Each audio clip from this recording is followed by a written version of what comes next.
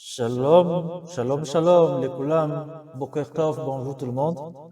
J'espère que vous allez bien et que vous passez d'excellents moments de fête de Hanouka, cette fête de lumière que nous commémorons depuis, nous sommes le 5e jour et nous allons entamer, n'est-ce pas, le 6e jour ce soir. Alors, Hanouka qui représente ou alors qui commémore la lumière, le Nérot, jusqu'ici, n'est-ce pas, on va s'inspirer pour faire notre limout sur la notion de lumière. Lumière ici étant l'habit, c'est-à-dire le levouche, qui est une protection spirituelle, et puis la restauration de l'âme d'Adam. Ce qui fait que la notion que nous allons voir aujourd'hui est en rapport avec la lumière, c'est-à-dire les habits. L'habit. Est-ce que l'habit est spirituel? Est-ce que l'habit est physique? Est-ce que l'habit est lumière? C'est ce que nous allons voir dans ce bref limout. Et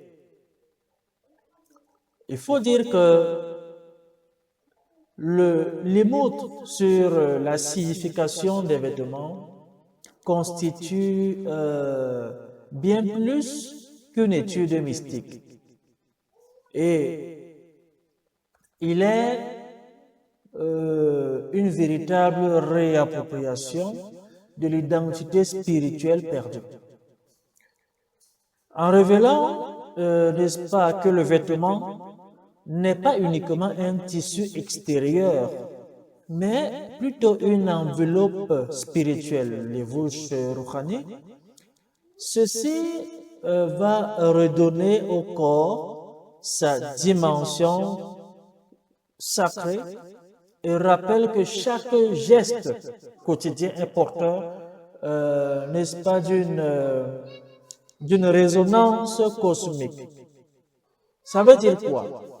Se vêtir devient alors un acte liturgique, un rituel silencieux par lequel l'homme se reconnecte à sa source divine. Voilà ce qu'on peut dire dans un premier temps. Et à partir de là, le commentaire du Ramban sur les tuniques d'Adam et Chava, transformées de lumière en peau après la faute, constitue en quelque sorte la clé de notre limout, de notre coup. Et il met également en évidence la chute spirituelle de l'humanité. Comprenons ça bien. C'est-à-dire, cet élément-là constitue, ou alors il met en évidence la chute spirituelle de l'humanité, mais aussi la possibilité d'une élévation par la conscience. Parce qu'il n'est pas seulement spirituel, mais c'est aussi un élément de la conscience. Alors, on doit prendre conscience de notre être, de l'essence de l'homme, de l'identité de l'homme. Le vêtement moderne, à partir de ce moment, apparaît non seulement comme un remède à la honte physique, mais comme une tentative inachevée de retrouver la lumière d'origine. Et cela donne aux fidèles une responsabilité. La manière dont ils s'habillent détermine-t-il. C'est-à-dire quoi?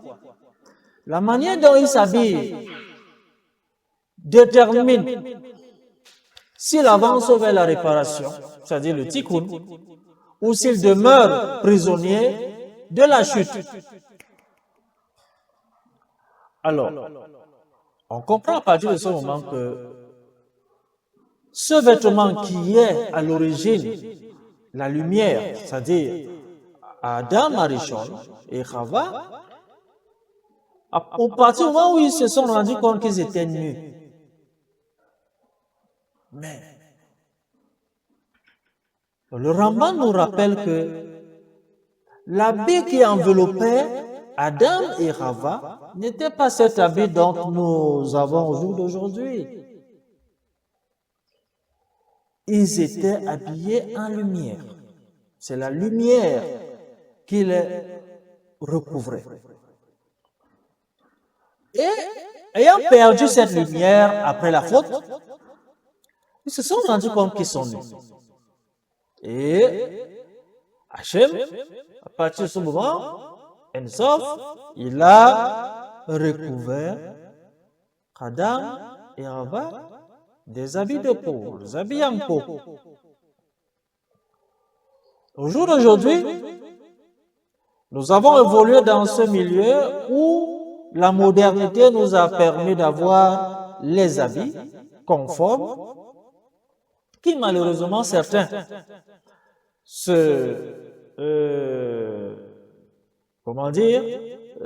n'ont pas besoin ou alors s'en passent de cet habillement, de cette mode-là, où on a besoin de recouvrir tout le corps.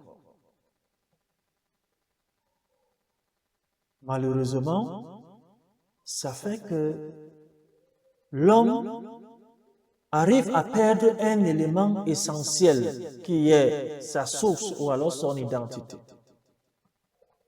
C'est pour ça qu'on dit l'habillement donne aux fidèles une responsabilité.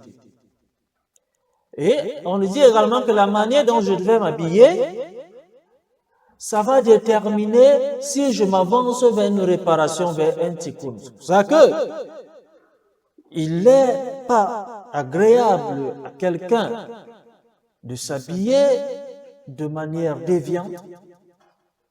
Il faut prendre soin de couvrir tout son corps.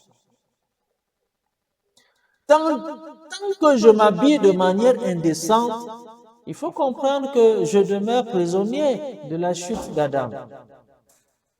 Je demeure prisonnier. Je me mets à nu. Je m'en fiche si ce qui est bien ou alors ce qui est normal, je vais plutôt le rendre contraire à ce qui est réel. L'enseignement du Zohar renforce cette idée en définissant le vêtement de mitzvah comme une armure de lumière, c'est-à-dire ormakif. Cette notion est fondamentale car elle révèle que le corps n'est jamais neutre sur le plan spirituel. Jamais. Jamais. L'homme, il faut sache que l'homme est entouré d'influences, de forces, d'énergie. Et le vêtement joue le rôle de rempart invisible face aux clipotes. Cette vision éclaire d'un jour nouveau l'importance de la pudeur. Et cette pudeur souvent réduite à une règle sociale, alors qu'elle constitue en réalité un levier cosmique de protection et de sanctification. Tant que je mets mon corps en nu, il faut que je comprenne que je n'ai aucune protection spirituelle. Et même la pudeur qui est réprimandée dans plusieurs sociétés, notamment le Bantou israélite, elle est mise en nu. L'aspect le plus puissant, n'est-ce pas, de ce limout, comme on l'a dit, on va s'arrêter au niveau du pshat, sans toutefois trop développer. Cet aspect se trouve peut-être dans le lien établi entre droite et gauche, associés respectivement au chesed, c'est-à-dire la bonté, et à la gevura, la rigueur. L'obligation de commencer par le côté droit en s'habillant ou en se chaussant n'est pas un détail de la loi juive. C'est une proclamation quotidienne que la bonté doit primer sur le jugement. C'est pour ça que chaque matin, en enfilant ses vêtements dans le bon ordre, l'homme rejoue le drame cosmique de l'équilibre entre rigueur et miséricorde. Son propre corps devient, à partir de ce moment, un arbre de vie vivant et un canal de séphiroth. C'est vrai qu'on a dit qu'on va s'arrêter au niveau du chat.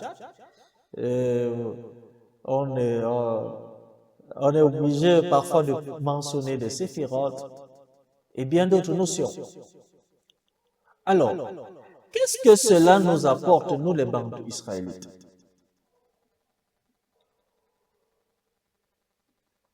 Ce message, n'est-ce pas, prend une dimension encore plus profonde chez les Bantous israélites.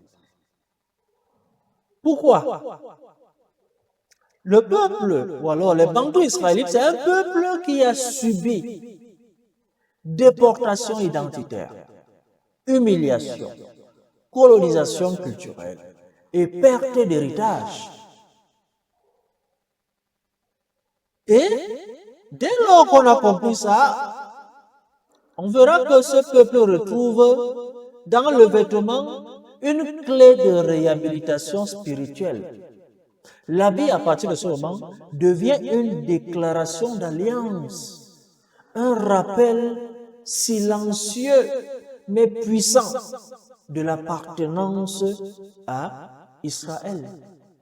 C'est-à-dire une reconnexion. Il ne s'agit plus de suivre une mode occidentale ou africaine imposée, mais de redéfinir une esthétique sacrée, enracinée autant pour moi dans la Torah et la mémoire ancestrale. Le vêtement devient alors ce qu'il n'aurait jamais dû cesser d'être, c'est-à-dire un signe d'élection, un symbole d'alliance, un fragment du temple porté sur soi.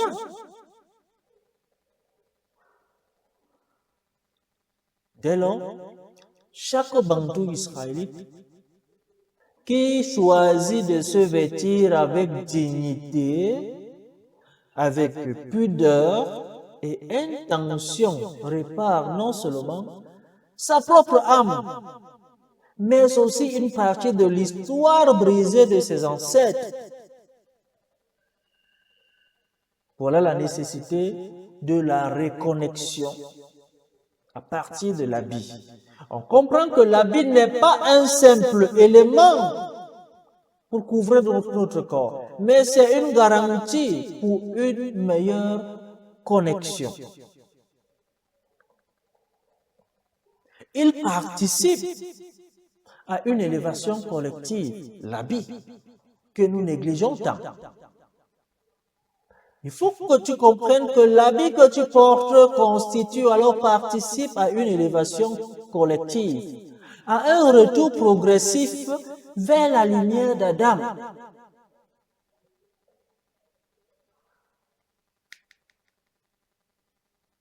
Ah oui. Tant que je m'habille de manière désordonnée, entre guillemets, je n'ai pas la possibilité de me connecter ou de me reconnecter que ce soit vers mes ancêtres, que ce soit vers Adam, Marie-Jean. Il n'y a pas moyen. Il n'y a pas moyen de le faire. Et on va comprendre que ce vêtement qu'on a vu à partir de la lumière n'est pas une couverture. Il est plutôt une révélation. Il révèle ce que l'homme décide d'incarner. Alors, si je m'habille, comme on le dit souvent,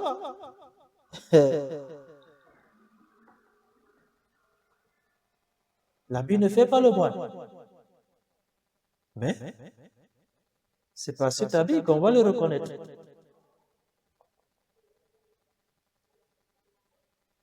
Ça dit quoi?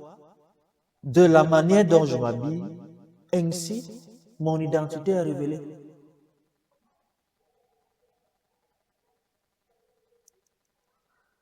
Parce que cet habit-là va révéler l'homme dont je décide d'incarner. Soit c'est la chute, soit c'est la lumière, soit c'est la honte, soit c'est la gloire, soit c'est l'exil. C'est-à-dire, je m'habille comme comment on appelle un esclave, entre guillemets, ou la rédemption. Si je porte ces habits qui font honte, alors ça révèle mon identité. Je porte des habits qui révèlent la gloire ou la royauté. Ainsi, je suis ces habits qui reflètent la lumière. Ok, si ça reflète la chute, on n'a pas besoin de demander que c'est qui. Voilà la nécessité pour nous, les Bantous israélites, à mieux s'habiller. Et malheureusement, on verra que dans un monde où l'apparence est devenue superficielle, excusez-moi, on va te dire que le sort, c'est-à-dire le sort du lévouche rétablit la profondeur. Derrière chaque habit se cache une âme. Et derrière chaque fibre, une étincelle divine attend d'être réveillée. C'est pour ça qu'on te dit, le vêtement est comme protection contre les forces négatives et comme un canal de séphirotes, droite, gauche. Voilà la dangerosité de s'habiller n'importe comment. Il n'est pas bon d'être vulgaire. Pas du tout. C'est pour ça qu'on a dit plus haut, c'est-à-dire au début du cours, le Ramban lui vient nous dire dans Bereshit que avant la faute, les tuniques étaient de lumière. On l'a dit. Alors Adam n'avait pas besoin de vêtements matériels parce qu'il était déjà habillé. Mais quand il y a eu la chute, leur niveau est devenu la peau et non plus lumière.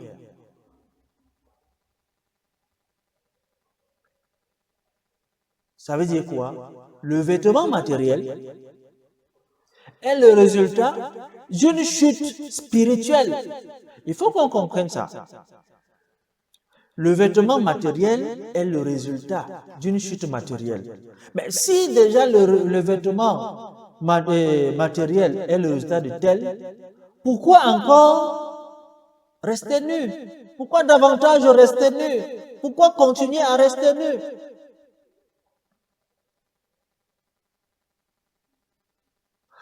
Tout simplement parce que ce vêtement matériel, il sert maintenant de réparation.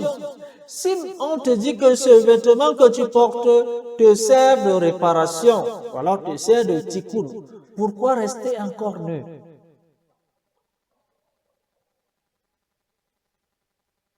Parce qu'il te cache, il te permet de cacher la honte. Ce même vêtement, il te protège de l'âme, il protège ton âme. Ce vêtement également, c'est le rappel d'une grandeur perdue.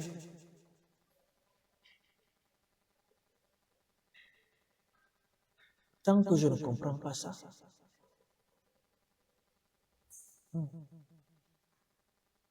tant que Adam portait la lumière, il n'y avait pas de faute. Il n'y avait pas.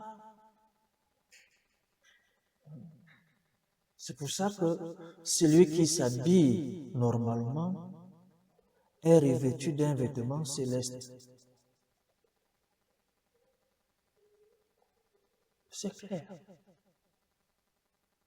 Revêtu d'un vêtement céleste. Pourquoi donc briser cela? Pourquoi?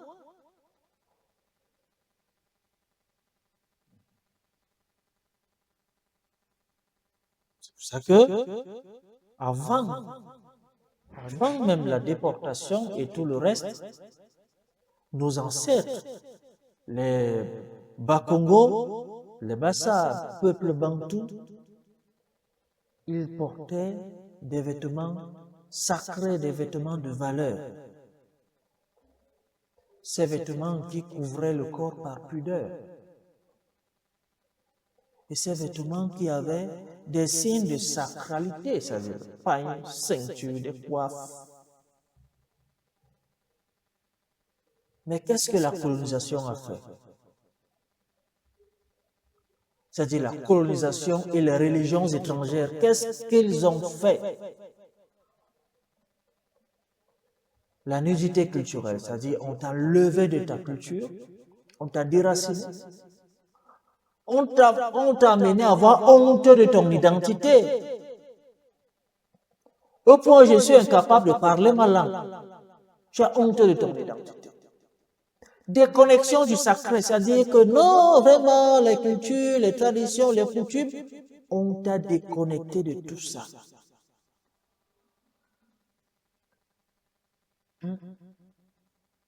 Pour t'amener à un vêtement pudique. Voilà là où nous en sommes. C'est-à-dire ces religions, la colonisation, toutes ces choses-là nous ont amenés à révoquer tout ce qui était important pour nous. C'est-à-dire notre identité, notre culture. Et nous ont amenés de nous déconnecter de tout élément. Voilà là où nous en sommes. On ne parvient plus à ça, bien normalement, parce que c'est la mode. C'est la mode. On est tellement influencé par les réseaux sociaux qu'on aime imiter ce que les autres font, que ce soit bien ou mal. Pourtant, notre culture nous offre la porte de sortie de meilleures choses. Et voilà comment on se retrouve perdu, déraciné, déconnecté.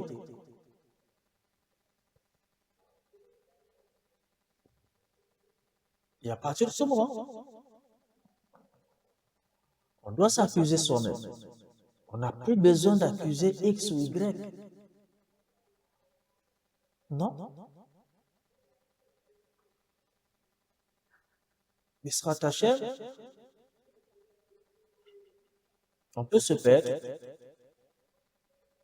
mais lorsqu'on demeure dans la perdition, ce n'est pas bon. Il faut chercher à se reconnecter. Cherchons à nous reconnecter. Et ça fera en sorte que l'homme parvienne, n'est-ce pas, à retrouver ses origines et revoir ce qui n'a pas marché et c'est ça qui fait partie de notre histoire. Un bantou israélite a besoin de se reconnecter à travers son habit. Cet habit qui est l'élément clé d'une reconnexion.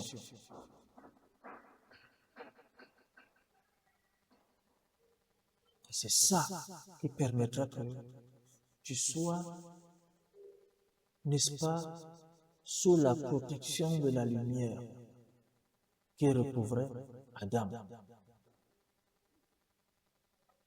Ce sont d'êtres dupes, ce sont d'êtres acculturés, ce sont d'imiter. Revenons à notre culture. Tant que tu n'es pas bien habillé, tu ne peux pas évoluer en spiritualité. Tu ne sauras jamais qui tu es. Fais des efforts, ça ne va jamais donner. Sache que l'habit est la clé de toute élévation spirituelle. Et c'est pour ça que, en ce moment de Hanouka, qui est la période par excellence du rappel à la lumière, la reconnexion à la lumière, nous avons pour obligation de nous reconnecter. Nous voici en cette période. Faisons foi. Donnons-nous les meilleures chances, bantou israélite, afin que ce Hanouka, cette fête de Hanouka, soit historique, soit déterminante pour notre vie, pour notre devenir, pour notre progrès, pour notre élévation. Je vous souhaite un Shabbat Shalom, Chodesh Tov, qui est le Shabbat qui va coïncider effectivement au même moment avec le mois lunaire, début du mois. Vous savez que nous respectons beaucoup plus le calendrier lunaire. Alors c'est un Shabbat aussi particulier, il y a Hanouka, il y a Shabbat, il y a Rosh Chodesh. Donc, je vous souhaite tout ce qui est de bien, tout ce qui est de positif.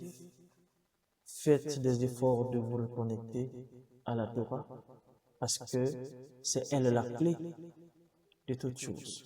C'est elle la clé de toute élévation. C'est la clé des ressources, des éléments, des réponses à nos questions. Baruch Adonai, Leolam, Amen ve Amen.